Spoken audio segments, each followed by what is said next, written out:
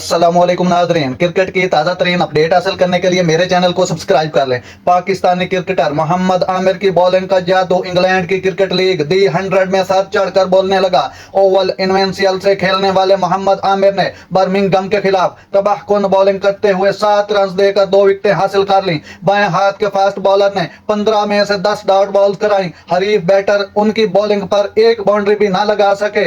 मोहम्मद आमिर और गेंद के साथ उनकी महारत किसी से पीछे नहीं और जाती सतह पर T20 वर्ल्ड कप की अच्छी मुहिम के बाद उन्होंने शानदार आगाज किया। उन्होंने नई गेंद पर 2 विकेटें हासिल की।